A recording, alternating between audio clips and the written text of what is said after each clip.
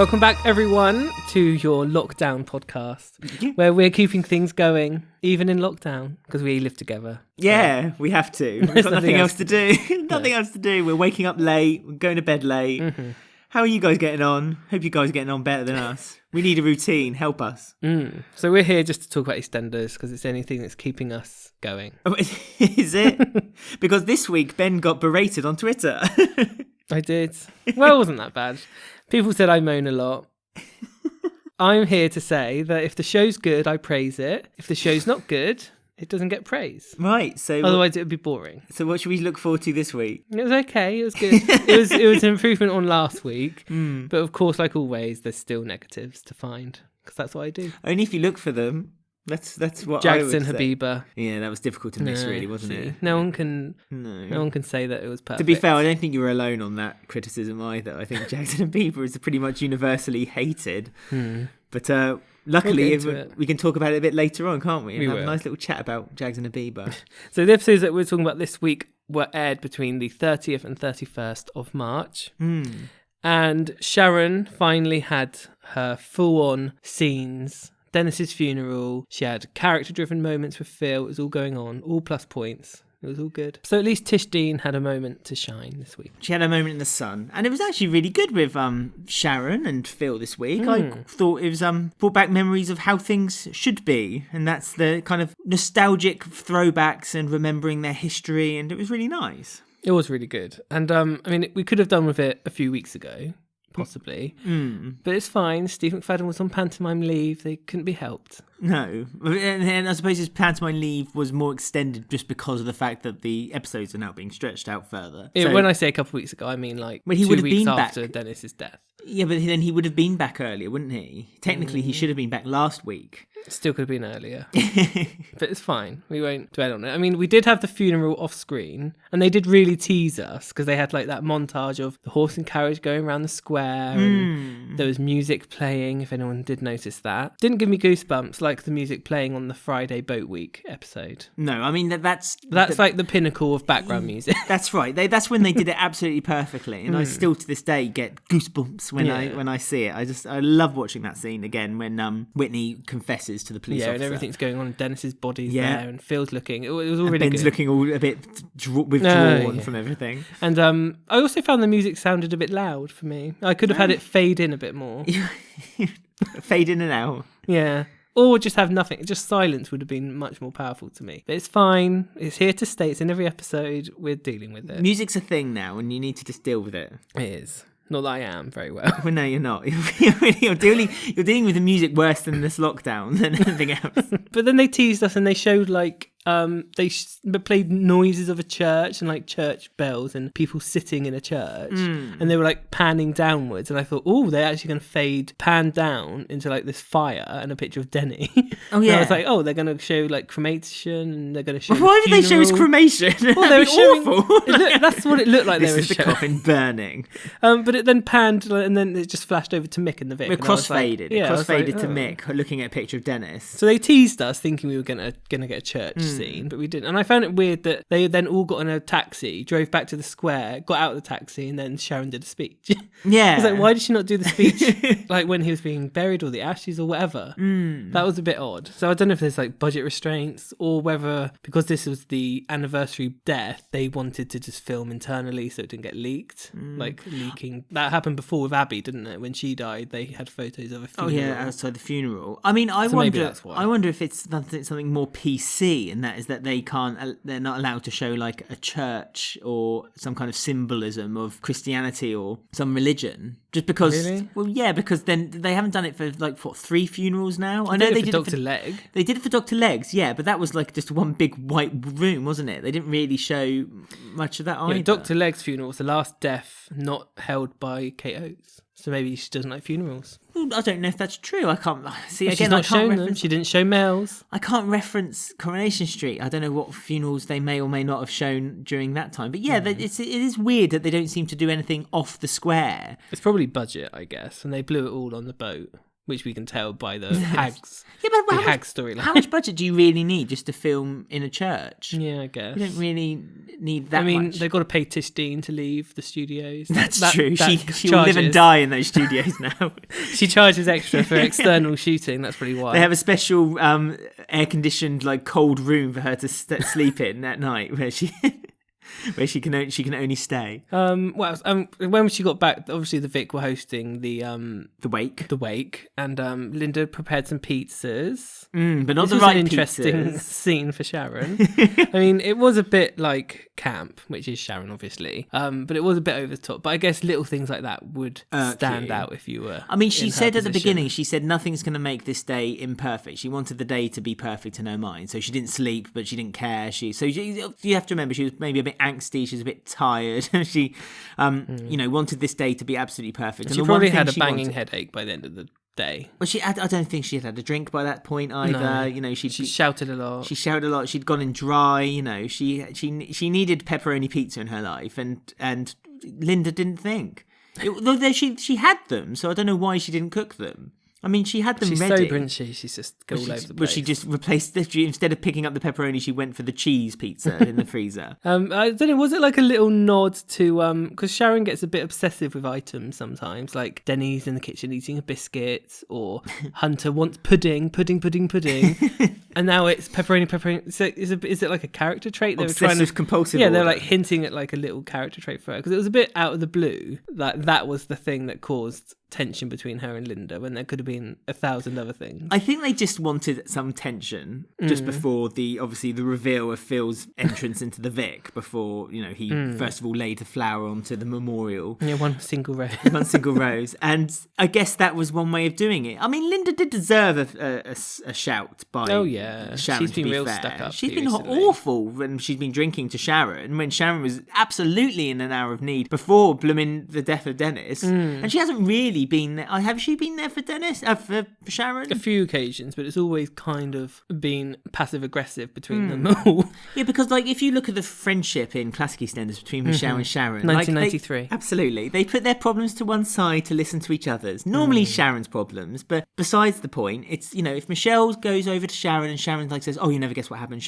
Michelle's like, "No, I'll put my problem to one side and I'll listen to you, Sharon." But that's True not friends. that's not happened with Linda and Sharon. It's just been their own problems. Yeah, it's an odd friendship, those two. They try to put it across to us that they're amazing friends, but it's not really as realistic as what some other friendships he has. Even with Ian, feels a bit forced all of a sudden, that I've best mates for 35 years, but they've only kind of mentioned it the past few months. Well, it was meant to be leading, I thought, to Ian kind of wanting a relationship with Sharon, and it was obviously leading to him being guilty about Dennis's death, wasn't it? That's why they were doing those foundations. Yeah, I suppose that maybe called a rift between Dennis and Ian. Another reason for why Ian had locked him into that room, because Ian had enough of his, BS. But it's just, I just don't know. Yeah, like you say, with Sharon, it shouldn't feel forced with Sharon, because Sharon has got a lot of links to people in the square, and so it shouldn't be a case that she's desperately scrounging to find someone to support her. And it's weird that seems to have happened.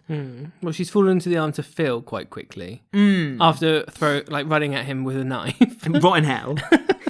Sharon, rotten hell. I mean, Phil's back. I mean, that raises quite a few questions for me. Where's Phil been? Has he been in Portugal with Lisa and Louise? I guess so. And why is Louise not bothered to come? To Dennis's funeral. There's no reason why she couldn't return. Keanu's not there anymore. Exactly. It's all a bit odd. And she doesn't have to stay there for too long. This is something we'll talk about at the end of the show, because this was a question I threw out on Twitter. But a lot of characters I feel should have been there were absent. Or at least mentioned. Even a mention, exactly. Because when Mel had her funeral for Hunter, or it might have been Mel's funeral, her brother was mentioned. That was her funeral, and her dad. Yeah, and her dad. So they were at the funeral, but they couldn't stand going to the wake. Because we didn't see this on screen. For all we know, Michelle was there. Yeah, but so Michelle popped in. Yeah. She had to go. She didn't want to come back to the square. Too many memories. Vicky had stomachache and needed to go. It's just silly. Something silly like that. Or at least it would have explained off screen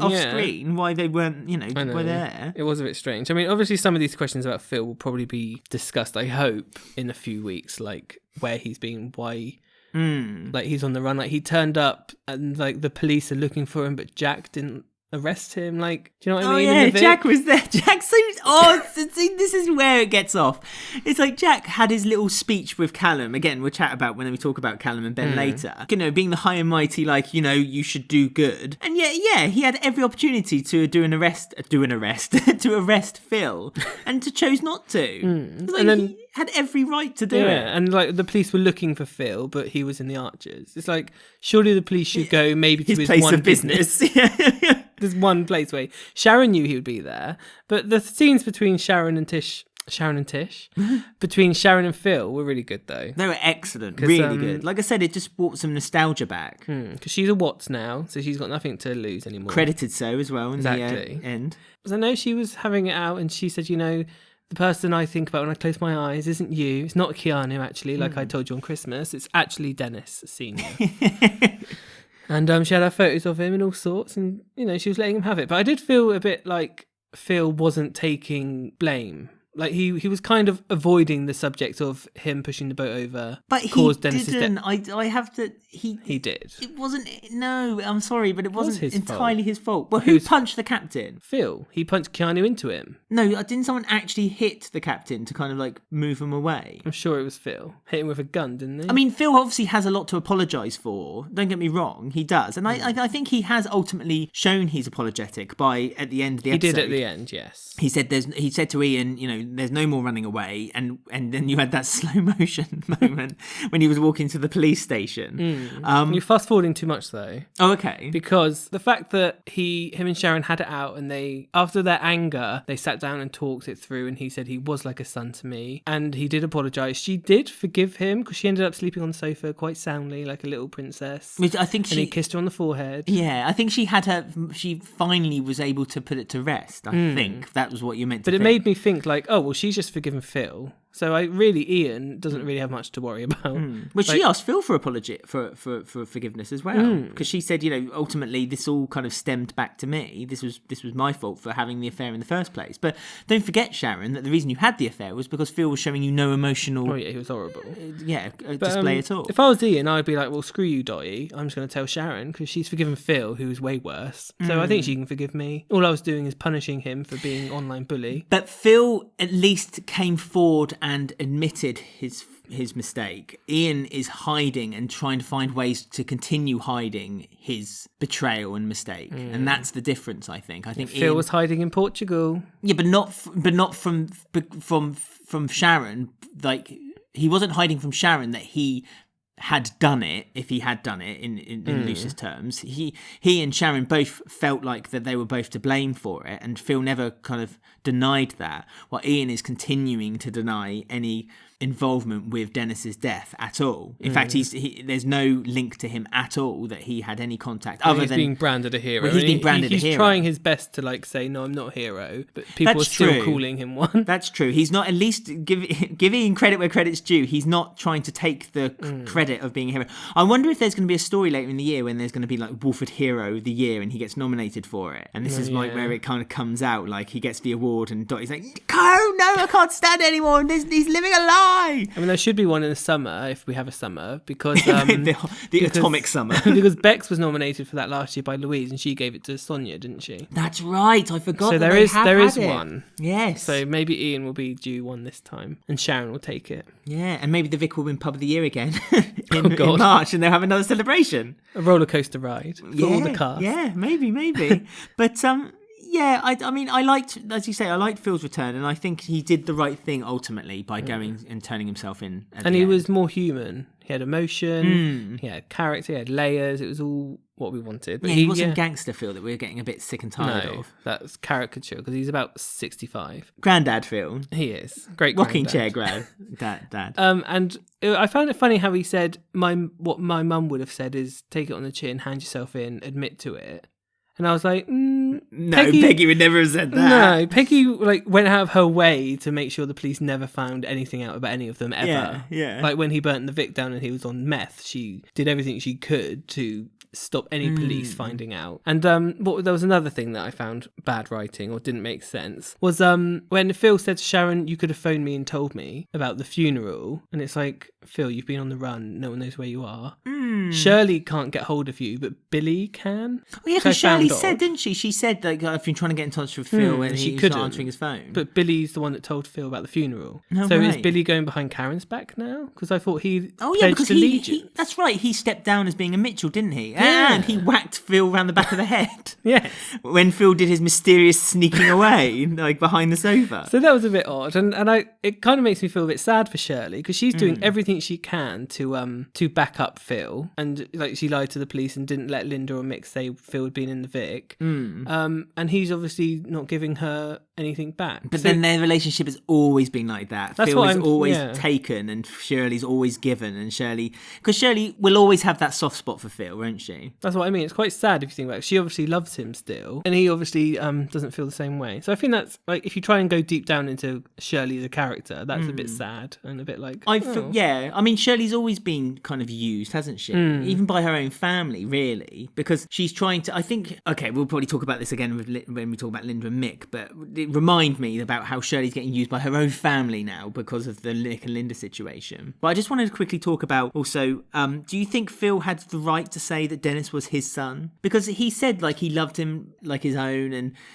same as Louise and Ben. But it took a long time to warm to Ben, didn't he? And possibly Louise as well. Well, yeah, he didn't be part of Louise's life till she was 15. Well, really. And then he tried to offer her money because he was dying. You know, that's the way he was trying to buy her the love. But like, really, he didn't love Dennis because he went without Dennis. You know, Dennis was behind the car and feels like, where's Dennis? Oh, I don't know. Oh, right, then I don't care. I'm going anyway. Yeah. So again, it's like, stop trying to...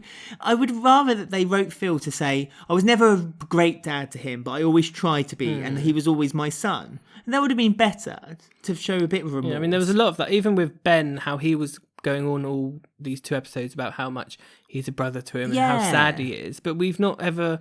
Since Dennis has died, we haven't heard Ben mention Dennis once. And it's like, if you're going to put this on us to think that Ben's upset about Dennis, at least put the building blocks a few months before to say that you do care about him, not just... It's like when Shaquille died. Like, you didn't see Shaquille for 8 months. He appears for 2 episodes, then he dies, and we're meant to be, like, really sad. Oh, and talking about Shaquille's death... Bex completely blanked him and said how much she hated him, and then he died, and all of a sudden he was her one true love. Yeah, it's like that again. It's like, actually, I don't feel anything for Ben because I haven't seen you care about Dennis. It was just a plot point to try to just try to get Ben Mitchell back on the show again for another week. I mean, should we talk about Ben and Callum, because they had a mini storyline going on? Quite a few scenes that people have been waiting to see. Yes, they really did. Underwear, lots of underwear this week.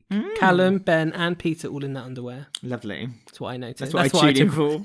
That's my main takeaway from the week. Ben and Callum had some more character growth, though, because they acted like it was more of a couple again, which was nice. No gangster, no Danny Hardcastle, no dodgy dealings. It was just them acting as characters and humans. And caring for one another and showing some kind of consideration and love, like a relationship can be. Yeah, I love you, it was said. Oh, thank you, Ben. I love you No, too. not you. Oh. It was said between Ben and Callum. I'll be your Callum. You sign languaging to me, are you? I am. It's just a very rude thing I'm doing. But, that was nice. And obviously we have Ben struggling with his hearing and not wanting people to know, because Suki came to talk to him. Yeah, it was weird they added Suki to the mix. I don't know whether it's because everyone loves Suki, and so they were kind of like, look, Suki's in the story too now. Yeah. Or it seemed odd for me that Suki was at the wake as well. It didn't seem to... I couldn't really work out. Yeah, it was weird, but why Billy wasn't. Yeah. And it's all a bit strange. I think a lot of people must be on holiday. I think they're still struggling from the masses of filming they did from Boat Week, and it's still having a knock-on effect now. That's why we have a Jags and Habiba storyline. Because they're just using whoever was free to give them a storyline. And they're always free. So I think there's a slight knock-on of that still. But yeah, with the Panasar thing, I don't know whether they're trying to... Because it's strange, because when the cancer thing came out with Suki, the brother and sisters were all like, oh, this is going to all be around the square, everyone's going to know. But it doesn't seem like anyone cares. There's been no knock-on effect at all. But again, that's because we've been forgotten, the same way Jean's putting her pills in the bin has been forgotten. That happened 3 weeks ago now. Surely they've worn off an effect now, and there must be something... Like, they could have at least had Jean, perhaps when Phil was laying that single rose on the shrine of Dennis, when the school kids were like, standing around Dennis's shrine, his inverted commas best friends. They look like they were inserted in, like just random, like with a green screen. It's like they've been actually pulled out of a school, and it's like, do you want to earn a tenner and a free meal? Come to the Albert Square now. And you could have had like Jean in the background, maybe being like Lisa Simpson when she was like the Flower King from the Duff Beer episode, or something like that. Or even being like a bit hysterical about the death, something like that. They could have done just to keep that in our memories. Just to remind us that Jean is now off her meds. Or her looking at Suki at the wake, giving her evils, or whatever. Something simple like that. But that's when Callum sort of said, oh no, Ben's deaf. And that made Ben think, oh, I'm not stupid, I'm not thick. Like, you don't have to act like I'm a child around people. Well, he didn't like being the poor disabled bloke, didn't he? And this is where the crux of the matter is. I think this whole story is the fact that Ben doesn't like to be seen as weak, and he's seeing his disability as what once was something he could be as his strength and live through, and he was even able to survive it through prison, is now becoming so debilitating that he can't even kind of fight through it, and is now seen as someone who constantly needs help from Callum, and he doesn't want to accept the help at the same time. No, he thinks it's like weak of him to accept it, but he doesn't want to push it away either because it's Callum. Well, lucky for him, Callum is impossible to push away. He's like a puppy. He's like even if you drop him off in the middle of the forest and drive away, he'll still find a way home. He'll come back. He'll find That's you. what he is, puppy dog. But it was sweet because he's obviously been learning sign language like secretly, so he's like showing off to Ben. Has he been learning sign language though? Yeah, his sign language seems a bit. I don't know. Like, I've watched a lot of sign language recently, having to watch the news bulletins with the sign language. What's the word for someone who sign languager? I don't know. Sign languager. Basically, the guy who does the sign language in the news bulletins, which are all the time now. And so, I've picked up a few words. I know what coronavirus is in sign. And for me, I think it was more gesture rather than proper British sign language. No. Callum's been learning it secretly. So he's a bit like level 3, level 4. But level 4? I'm just doing as an example. How long has he been doing it for? Was it crash course? Callum's a very fast learner. He's trying to be a policeman. He's trying to be a policeman. But Ben doesn't know it, so he's teaching Ben the basics. So that's why it looks a bit basic when he's doing it to Ben. I love you. He's being basic to Ben, is he? Basically? Yeah. So he's helping him. Yeah, but doesn't Ben... Oh, I see. So he's using symbolism rather than full-on sign language is his way of communicating. So he's going to be like teaching Ben, I think. Well, he's told Ben, you have to start learning sign language now. Yeah, get off your bar. Enough is enough. Get off your ass and learn it. And we had both their birthdays at quite similar times, apparently, but all the times have gone all mixed up everywhere. Ben wasn't there, was he? Ben... This wasn't it just before Boat Week when Callum bought him the watch? Yeah, I can't remember. They've been broken up and all sorts have gone on, haven't they? Because he disappeared with a backpack on, and then he came back, then he got kidnapped. Because Callum's birthday was the morning of Tuesday's episode, so the day after Dennis's funeral. I think so. But Ben's birthday was just before he left, because Callum had bought him the watch and Ben had just broken up with him. That's and right. It was, hang on, it might... Yeah, because then he had hired Martin. Oh, goodness me. It's getting very confusing now. It doesn't matter that much. No, it really doesn't. I'm trying to think of it through my head. They both had their birthdays similar to each other, so they decided to be in bed together, which people have been looking for that for a long time. So we've finally seen that scene. Yeah. So that's nice. Didn't do much, though. They did, because Ben said... not on screen. Ben said, I like it's the same as the funeral. I like the way you get me up in the morning. Yeah, that was innuendo. So you know what they've been up to. But they decided to swap gifts. Yeah. I can't even remember what Callum got Ben. A watch. Oh, yeah, because it vibrates. Yeah, he tells him when he's like done stuff. It's a smartwatch. And what did Ben get Callum? Ben got... I can't remember. What did Ben get Callum? I don't think he found out. I think he just gave him the gift. He said... You must have found out. No, I don't... No. He did get him a wallet off screen. That was when he was kidnapped. Oh, no. It was the wallet, wasn't it? Well, Ben got him a wallet. Yeah, because it had initials in it, didn't it? Oh, I can't remember, actually. I don't know who got whatever. Someone please tell me. It's very confusing. All I know is that they said they love each other. No, Callum got Ben a wallet. Callum got Ben a wallet. Because it had a picture of Lexi. Oh, so he got him an extra present then, which is the watch, the smartwatch. Yeah. Oh, he's a lucky boy, isn't he? No, wait, the wallet was Christmas. Not a birthday, wasn't it? That was Christmas when they broke up because he walked off and their big Christmas tree was behind them. That's what it was. Oh. Ben and Callum have been through a lot in the past 6 months. But they still get presents. So that's the main thing. But mainly, they said they love each other. Yes. And they're happy for now. It won't last long. And they're going to learn sign language. Yeah, they are. Which I hope... Well, there's that character being introduced, isn't there? The Yes, Frankie, who is Yes. a deaf actress. Yep. So maybe Callum's already met her and that's why he knows sign language. Doing a little sleuthing in his police skills. Something like that. Well, his career, isn't it now, his police? He's done it one Is it? interview and he's in. That's No, how because Jack keeps warning him about Ben. Yeah, Jack keeps saying, like, do you want to ruin your career? Because Ben will ruin it for you. Also, I saw a bit of foreshadowing. I don't want to get people too excited, the fans of Ben and Callum. But did you notice that Ben said, I'll make a Mitchell of you one of the... I'll still make a Mitchell of you one of these days. And I was like, that sounds like wedding and it would be Callum Mitchell, not Ben Highway. Callum Mitchell Highway? Yeah, that's what it sounds like to me. A bit of foreshadowing there. Callum will be a Mitchell one day. I mean, it's taken them to this point to say I love you to one another, and it's been quite a 2030. rocky road to that point. 2030 will be the wedding. By which After point numerous breakups. I was about to say, by which point they've broken up, had a relationship with 20 other people, and then got back together again, just before they both leave the soap. And it'll be Callum's final day on the 4th before retirement, and he'll get shot. What, after... And he'll have a dog buddy, like the film K9. Right, we're going to go off and play a game now, and then we're going to round up the rest of the week, which includes the Panesar brothers. So just turn off now if you want. Get ready.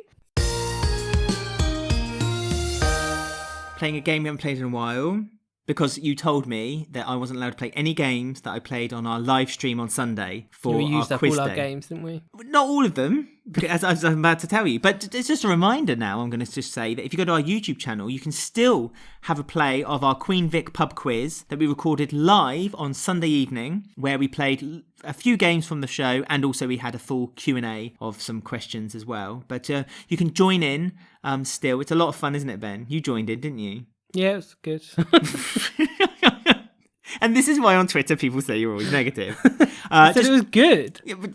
The tone, then. The tone. Go to our YouTube channel, search Walford Weekly Podcast, and you'll find it there. It's the Queen Vic pub quiz. And, join in and let us know what your score is. And we may do it again if you guys ask us to. Just let us know. Anyway, we're playing this time. Mick Carter's having a bubble. Ooh, Yeah. London Cockney slang. Well, it is. Pete Bill's favourite. It is. So basically, I'm going to give you a statement, and you have to tell me if it's true or false. Simple as that. Good.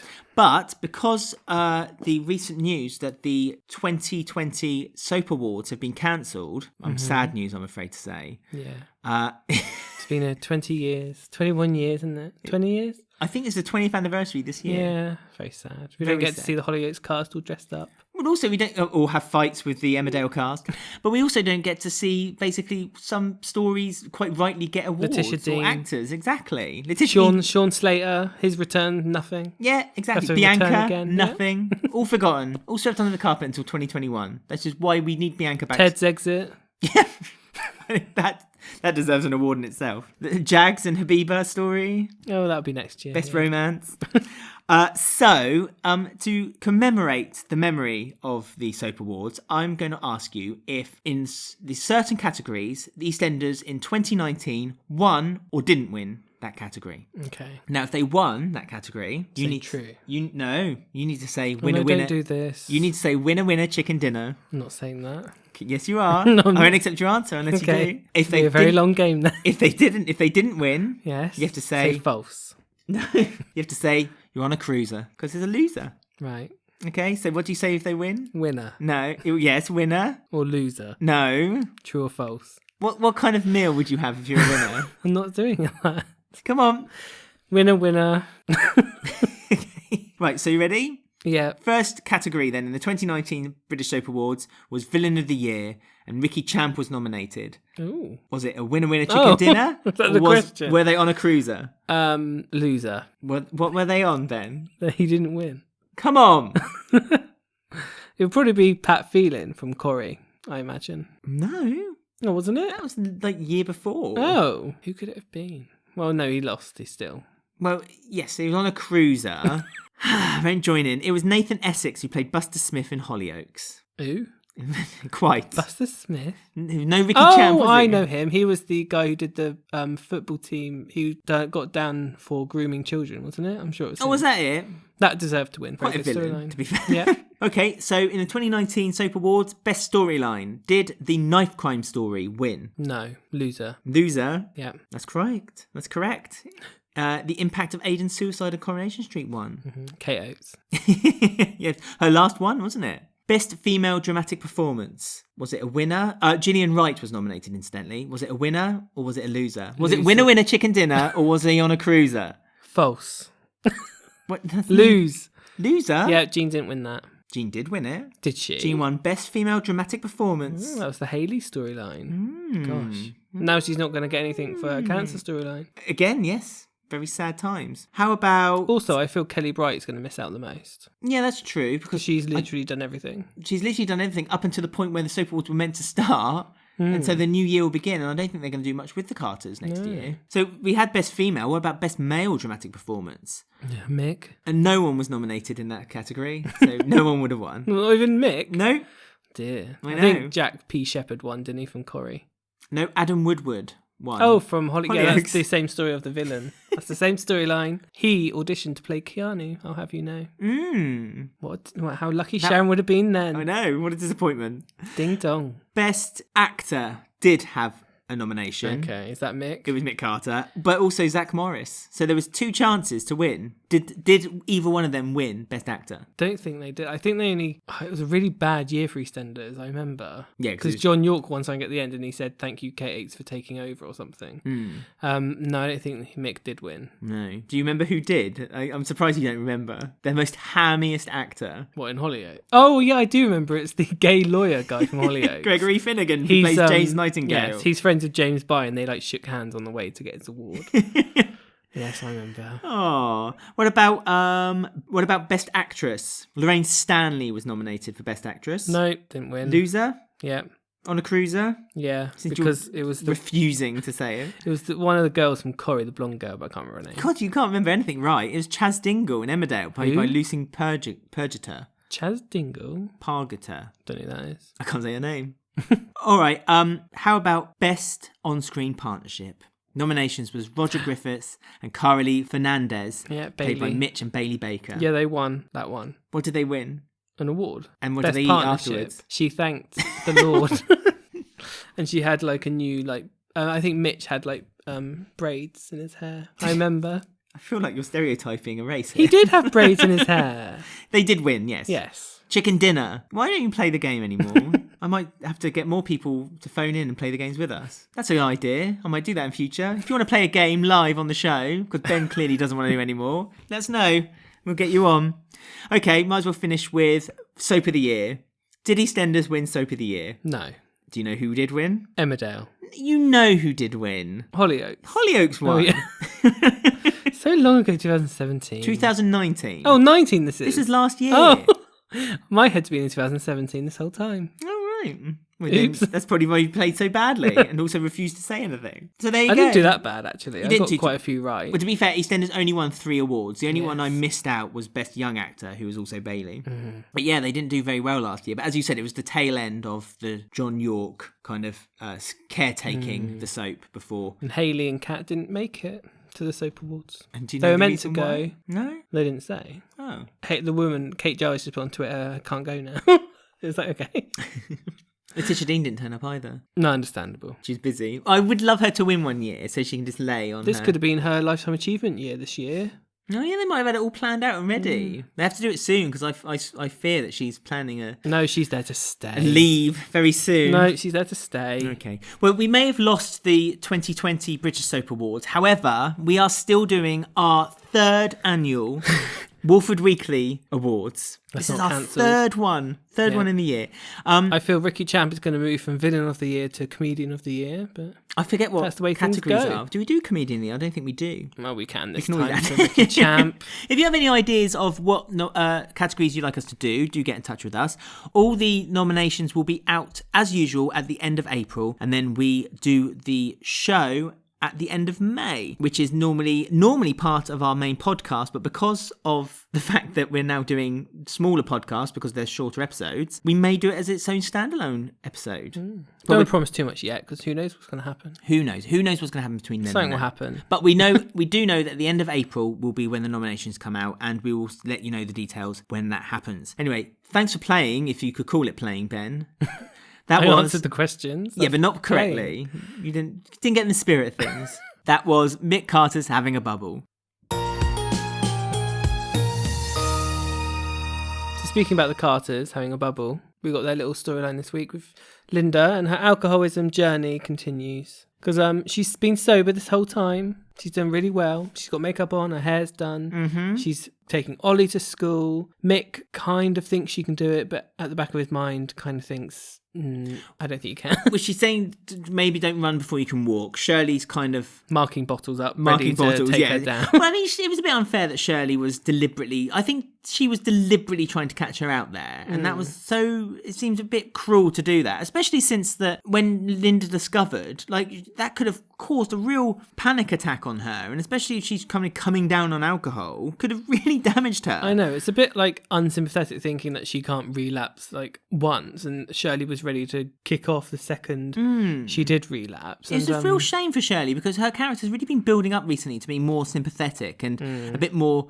I mean, she's always been a kind of like, it's been funny to listen to her one-liners, but her, her more human side, if you want to put it that way, has been coming out a lot more. And and there's been more to her. And then for her to do that to Linda kind of made you kind of sucked her back to almost a Shirley that you remember from like 10 years ago when she was a bit snide and a bit, would go out for herself. And I think it was a poor excuse to say I did it for the family because I genuinely don't think it was. No, I think it was just did it just to be mean is what it came across as. Yeah, she did it to be mean and also for Mick to almost kind of get rid of Linda. And again, like Shirley's whole ethos has been up until this point that she does like Linda. She's jealous of Linda because of her and Mick's relationship, but she doesn't want anything to hurt Mick. And I don't think by doing that, she's helping Mick. She's almost putting a nail in the coffin of their relationship. And it seems just so unnecessary to do. It was, but at least the Carters have gotten this thing down where they can talk to each other now. Yeah, finally, no secrets. No secrets actually mean something. Which is a big step up because she sat down with Mick and I found it really funny actually because she did that whole backstory about how she thinks she's always been an alcoholic. And do you remember the interview she did on This Morning when Kelly Bright said she'd created a backstory for herself to try and help her act this out? Yeah. The backstory that Kelly Bright created is the one that they've now used. Yeah, I know. She thanks for that. I'll write that in quick. I'll take the paycheck. Someone was watching on This Morning, weren't they? They were just quickly writing it down. I found that really funny, because Kelly Bright said that was her. She did that in her caravan somewhere when she was her method. Yeah, she said I've created a storyline to try and make sense of why Linda would be an alcoholic, and I imagine she grew up in a pub and her dad was a drinker. And none of this was on screen or canon. Yeah. And then all of a sudden, this week, that's apparently what it was. Yeah, she said she was drinking at a young age because it was encouraged when she was a child. And she, she obviously didn't realise, but she had always had dependency on alcohol. Yeah, always had a drink in me. I mean, it's true. Like Tanya Turner from Footballer's Wives. Yeah, it's true, isn't it? If you think about it. Linda did kind of always was drinking. Like her problems was always solved with a drink or like she would always get...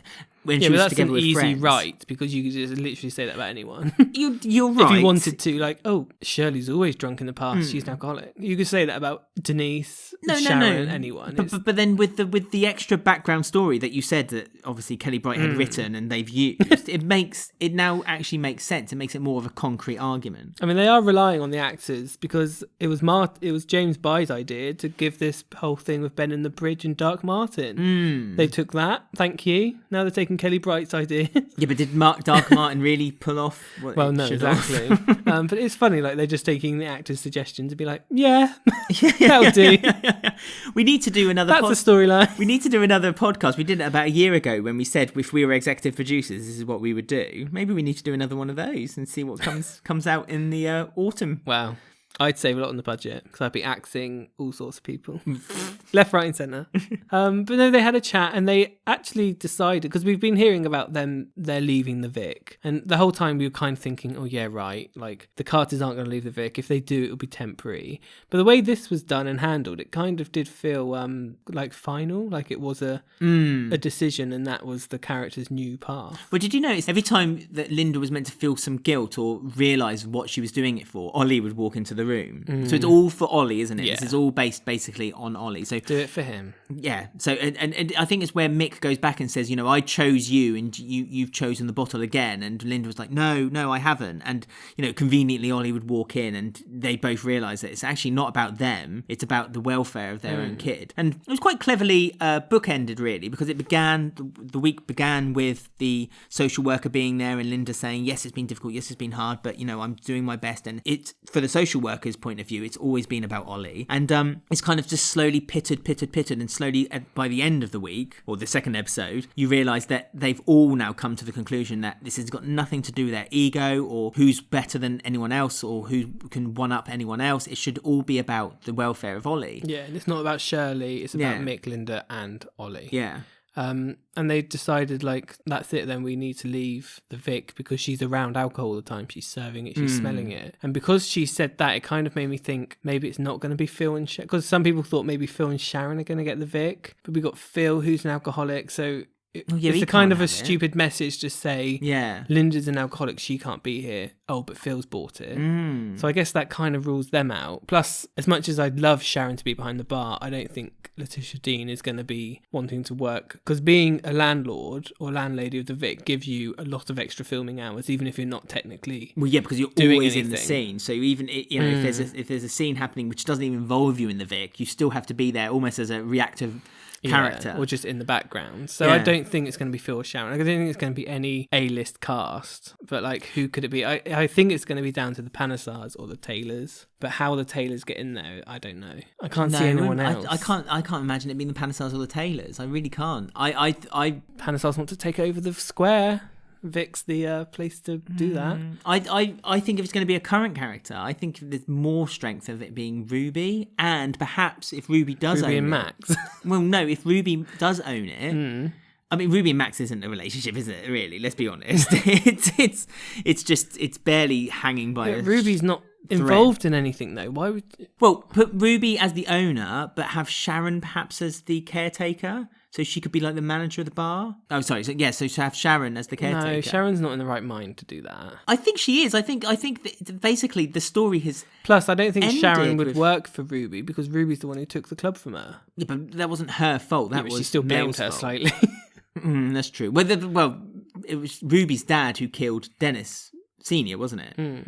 Or had the hit put Maybe out. Ruby will buy it for her as a sorry gift. I'm sorry about Dennis and Denny. Yeah, there you go. And I'm sure Sharon would even say though no. even though I just said Sharon won't own the Vic, so that makes me ridiculous. But I think Sharon is the natural choice because Sharon is the Vic. Yeah, but this is 2020 EastEnders, so the owners are going to be the Panesars. I mean, there's always the That's why Suki was in the in that little Vic, scene, checking it over, seeing if she wants it as an asset.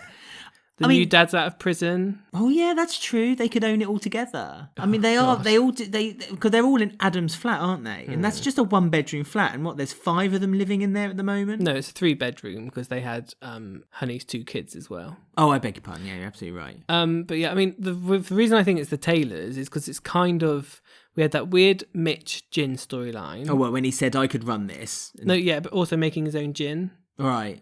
And he said, I can run this. You've got Keegan, who's got a catering business, who could be put into the Vic and sell sandwiches. Sell sandwiches. High-class sandwiches. I don't know how they're going to get the money. Waitrose ham. Obviously, Ian is offering Karen money to leave. Oh, yeah, to leave. Oh. So is she going to backstab and... Is it going to be something like that? Yeah, but that'd be even worse if Karen then goes to the Vic.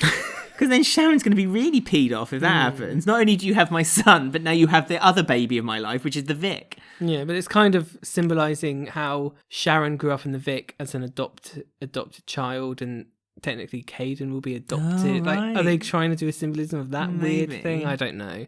I mean, at the moment, out of the cast, I can't see anyone who I'd want in the Vic, but 100% not the Panesars, because I think that would literally kill the show. I really want Lee Carter. I just want Lee Carter to come back with his wife or his fiancée. I don't know if he said he had a kid or a child on the way. I vaguely remember him mentioning he didn't say it. that. Oh, okay.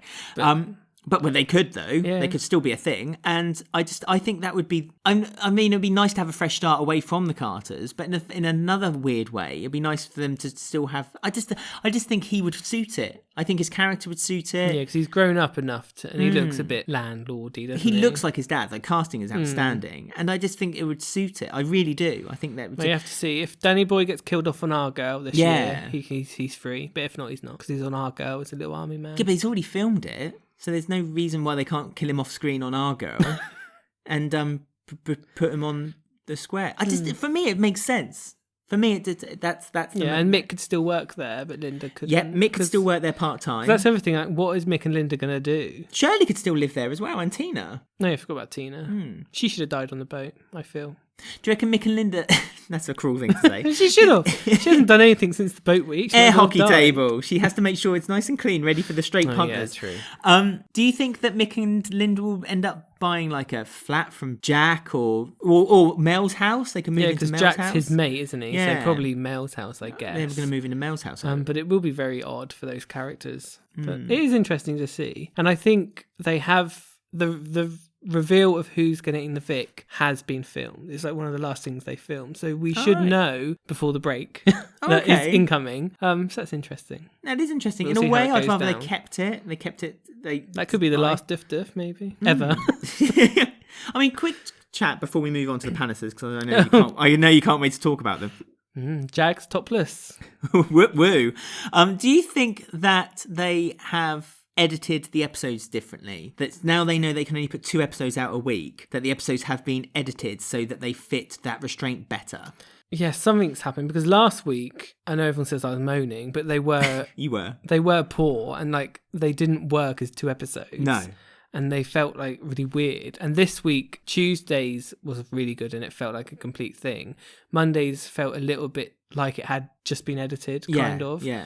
So yeah, I think there must have been something that they've done. It seemed to be wrapped up nicely in 2 days. And I feel like that they almost, the ending of Tuesday's episode was changed to basically make sure that Phil going into the police station was the ending. Yeah, because we had a cut to the next day, kind of like the next morning, which you don't normally see. So yeah, there must have been something that was maybe swapped about a bit. And also the fact that they slowed down. It didn't look like that the scene when Phil walks into the police station, it was slowed down. Oh, it was, because it was the special cameras, because they had a blurred background. No, I don't think it was. I think it was done in edit. I really do. I think that it wasn't filmed for that purpose, and they chose to do it to just add an effect for the duff for the Tuesday's episode, because that could have easily been a scene in Thursday's episode halfway through. Phil could have just come to the realization. I genuinely think that because the duff was weird, because he walks in and shut the door. Yeah, and it's like, oh, exactly. I don't think that was meant as the duff. I think the original Tuesday's duff was meant when Phil was sat looking at Sharon in the lounge and kissed her forehead, and you just saw him kind of... No, because it lingered on his face. And it lingered on him after he did it. And I think that was the original duff. But they put in the next thing when he talks to Ian, and then so it then capped up the story. Yeah. So I wonder if they've started doing that with all the episodes now, bearing in mind that now they can only release 2 episodes a week. It should be a Tuesday and Thursday, by the way, BBC. I'm insisting on this. Change it. It is awful. There's a big Monday gap. and Tuesday, and then there's a 5-day gap. It just doesn't make any sense, but still. And I think, I mean, it'd be interesting to see in the next kind of set of episodes whether that happens again, whether it's not been noticeable. They won't be able to do it every episode because some of the things won't be doable. But yeah, there's definitely slight editing or changing of some scenes, I think, is being done. Yeah. Final storyline. Something they should have changed scenes of by omitting them altogether. Is this final storyline?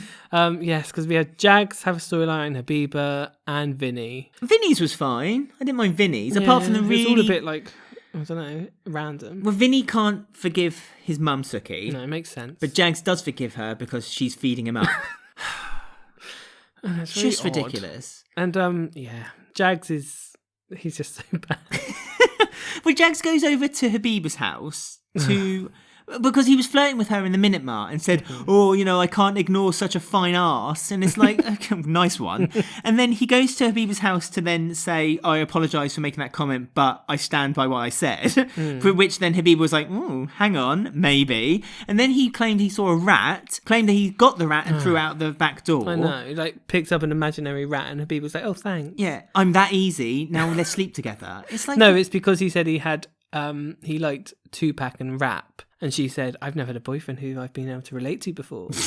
And then when they never shown any sign that she likes rap music till this moment. I know. And then when they slept together, he actually said, oh no, Tupac was the name of one of my rats. And then that's why she got upset and chucked him out naked. But it was just, the whole thing was just... Oh, right. Naked. So he named his rats after two rappers. She thought he was referencing his like for rap music. Yeah. She slept with him on that basis. Yes. And now then he revealed that, oh, sorry, I slept with you on the pretense that was incorrect. Yes. At least he was honest with her afterwards. Afterward, yeah. I mean, I don't think it lasted that long, though. I can't imagine Jags being a stallion. No. Probably being that was it. But I mean, who would have thought we would have had a topless Jag scene before a Peterbilt scene?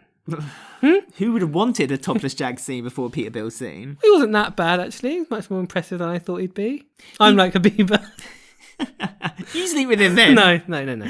He reminds me of the dinosaur dad from the program Dinosaurs. Oh yeah, he acts like them too. Really Same does. facial expression. Yeah, totally. Absolutely. Oh yeah, from Dinosaurs. Anyone who's not ancient, go look that up because that does look like Jags. Jim Henson's Dinosaurs. Yeah, the dad. He does his eyes, the way he acts with his eyes is like the puppets on He really does, Dinosaurs. And the baby reminds me of Vinny, not the mama.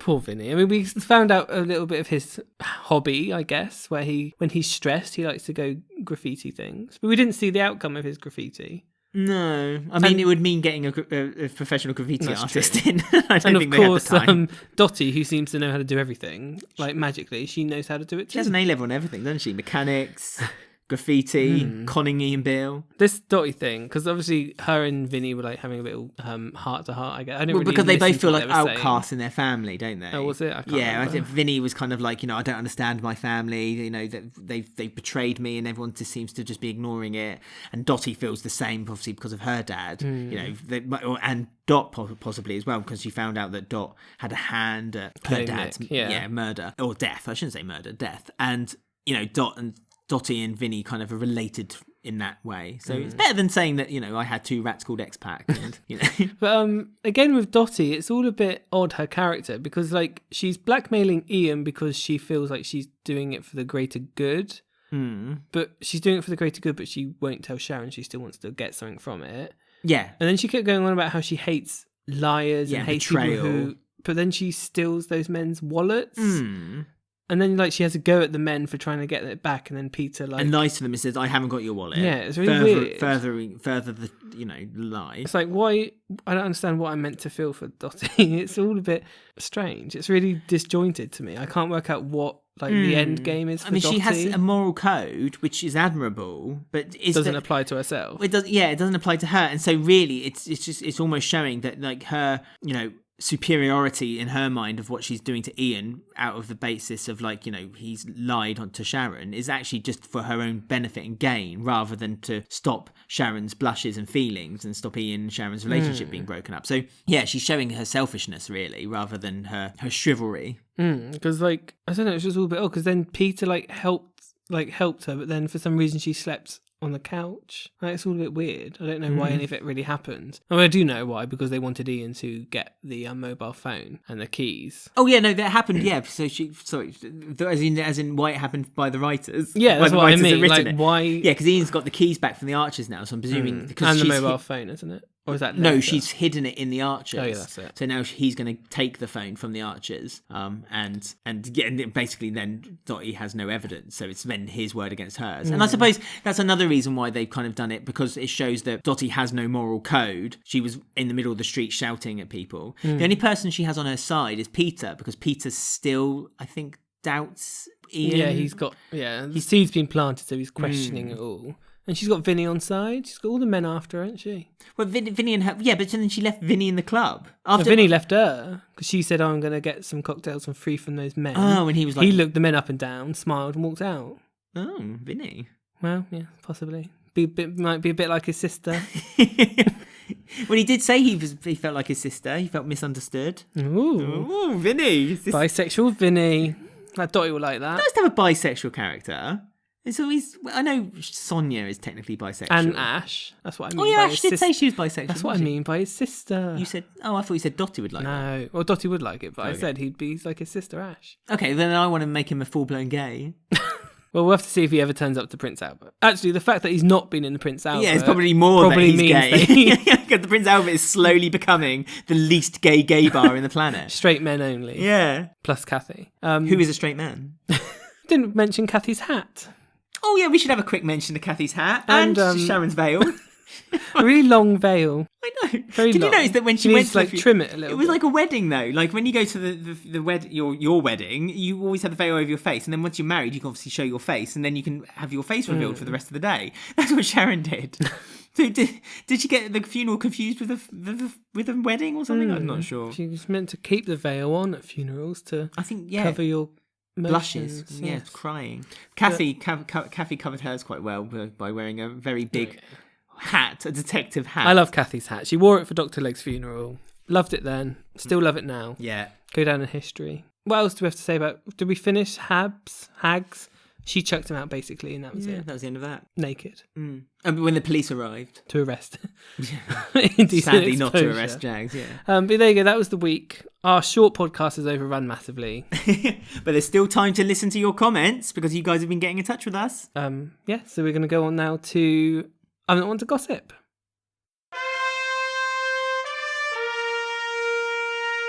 You know me, I ain't want to gossip. So, as always, we've been on our Twitter, our Instagram, and our Facebook group. All the details I will tell you at the end of the podcast. And we've asked you a few questions, and you've been getting in touch with us about your thoughts and theories about the soap as well. First of all, let's discuss who wasn't at Dennis's funeral, shall we? We asked you guys who you would have liked to see at Dennis's funeral, and you did not disappoint. At Alex's Stan's Hugger said, Dirty Den back again. Chrissy actually killed his twin brother Dan, and Den was living in a bunker under the canal with Richard Hillman the whole time. And Pete Bill. Oh yeah, Pete Bill should have come back as well. You right, Sharon? No, you're right. A lot of people said Michelle, obviously. Yeah. We could have even had Michelle sent flowers. Anything. But just a gesture. Yeah. Nothing at all. At E20 Laundrette said the obvious choices would be Vicky or Michelle, but a wild card could have been Angie. After all, we never saw the body. Or... Sharon did that. That's true. Or, and this is the one I hoped it had been, it could have been Jan. Den's old bit on the side. Oh yeah, I loved her. Jan went to Den's funeral. She did. Yeah. I love Jan. Jan could own the pub. Jan could come back. She did run it for 2 weeks in 1986. She hated it. But the East End's a lot different place to when she first ran it. Well, you know who should run it together? Jan and Mrs. Hewitt. Oh my God, yes. Mrs. Hewitt can do the cooking. Yeah, she can do cordon bleu. They're a new lesbian couple. Jan and Mrs. Hewitt. Christine and Jan. Yeah, lesbian couple in their 70s. Sounds like a lesbian couple. Christine and Jan. At Purple Enders has put getting really peed off at storylines when there's a funeral for a big character and people who should have been there are not. Where was Michelle, her best friend? Where was Vicky, her sister? And where was Louise to cause the drama? Yeah. I mean, Louise was an easy one to bring back. Oh no, she's not doing anything, is she? They should have brought her back. She's just taking pictures on Instagram. At James_7_7_7. I've not glitched, that's the name. It says, I would have thought that Billy would have been there with Will and Janet. Karen could have been there, and a return for Louise would have been more realistic. Yeah, Karen wasn't there either. No. No sense. Or Caden. Well, Caden couldn't have gone there on his own. I know, it's very silly. Seems a bit... Will and Dennis were like enemies. They should have been there together. Were they? Well, no, he made... They made them bully each other, didn't they? Yeah, only briefly, though. I don't think that could have been... In 15 years' time, they could have been a big rivalry for years. Will and Dennis. Yeah. Ruined forever. I know. Short-sightedness. On Instagram, Foho has said Louise, Vicky, Mark Jr. and the original Michelle. Mark Jr., see, there's another one. He should have been there. Him and Grant could have popped over with Phil. Well, Louise_Smith000 says Grant on Instagram too. Yeah, that would have given Sharon something to yell at. Yeah.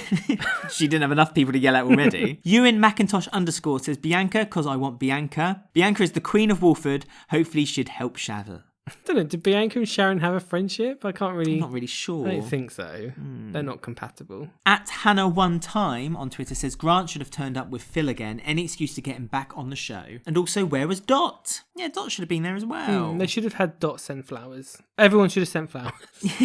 Lofty, everyone. Even though Lofty didn't know Dennis, I don't care. Abby Aftalon on our Facebook group says, I kind of wish Dennis Rickman Sr. could have turned up. What, The dad of Dennis. Dennis? Yeah. Yeah, they should have had him appear as a vision. No, we can't have visions. Well, we already have visions already. Well, like in Star Wars, like have Dennis and Dennis Jr. in the gardens, like waving at Sharon at the end, kind of saying goodbye. What's the difference? We've had Lucy visions and young Whitney. Why not? Pat Butcher came back. Yeah, that was good. Vicky Chaffee says, would have been nice to see Michelle, a good support for Sharon. I am pretty sure Michelle would have seen straight through Ian's guilt if she had been there. It would have been a good opportunity to them have a recast Sam Mitchell turn up, cause a bit of chaos with Phil. The lady who plays the original Sam Mitchell, there's The lady. Danielle Westbrook. Thank you. There's rumours going around that she's due a return. No. And she's being really coy about it on Twitter as well. Yeah, because she's Hoping it's putting up hype for herself, probably. Maybe she's the new Queen Vic owner. No. This was a Twitter exclusive. We asked this week which couple won the week and which duo need to get in the bin. We gave you 4 choices. There was Ballum, Hags, Lick, and Shill. Shall I explain them, or do you think people know? I think people know. Okay. Loads and loads of comments. First of all, though, I should just note that Ben Mitchell on Twitter, had decided that it wasn't good enough for just comments and wanted a poll. There was no point doing a poll. I said this to you because... Oh, no, I didn't do the poll. I You know, did the poll. but that's why we didn't do a poll, because I said to you there's no point because Ballon would just win. Ballum won with Of course 80% of it the is. vote. How surprising. Who came second? Because that's a real winner. Second was Shill. There you go. Sharon and Phil. So they actually won. Yeah, so good. Good. But we have had loads of comments. At RD Rights 97 said, Shill won the week and Hags can go most definitely in the bin. Mm-hmm. I couldn't Hopefully agree they're with you over more. now. At Asco Grove said, Hags get in that bin. And as Ballon fan, this is a big deal, but I have to say, Shill were the king and queen of the square this Ooh, week. good. They have sense. Gurkelville on Twitter says, I can't believe I'm actually saying this, but Shill beat Ballum. My goodness. I'm shocked. Bovary C said Sharon and Phil won the week. The history and their pain sealed it. We even saw them both apologise to each other. They deserve to win because they are so iconic. I agree. It's nice to see Phil as a human. He had tears in his eyes. That's all I wanted. At Noir Full Moon said, you've managed to upset me with every single one of those names apart from Ballum, Hags and Lick. And then there's a kind of face. Hags is a good hashtag. I like Hags. It sums them up perfectly. At Lou Flaherty says, definitely Ballum. Bill's I love you sign language, the kiss and the swapping of presents. A chef's kiss. Must be Ballum fan. Yeah, well, there's lots of Ballum fans. You can't be angry at that. I'm not angry. At Real Miss Mina says Hags needs to be binned. I mean, I don't think Hags is going down well because they've also said by Lindsay Fitzpatrick that Ballum and Hags needs to get in the bin. My goodness. Thank you to everyone who got in touch with us on our social media. As always, we love getting your comments and for you to join in with us. You can find us on Twitter and Instagram by just going to @Walford Weekly. You can also find our Facebook group and YouTube channel by searching Walford Weekly Podcast. Don't forget, if you're listening on Apple Podcasts, to leave us a review. Everything helps. And also to subscribe and follow us. And if you're on YouTube, to ring the bell and make sure you get all the notifications from us. And we may be doing another quiz in the future. Yeah. Tune in next week because Richie is back to help Phil. Fantastic news. So we get to see if she's got a new haircut. Excellent. Don't forget to stay safe, look after one another, and we'll see you again soon. And listen to this at home. Oh yeah, or while you're doing your 1 day exercise.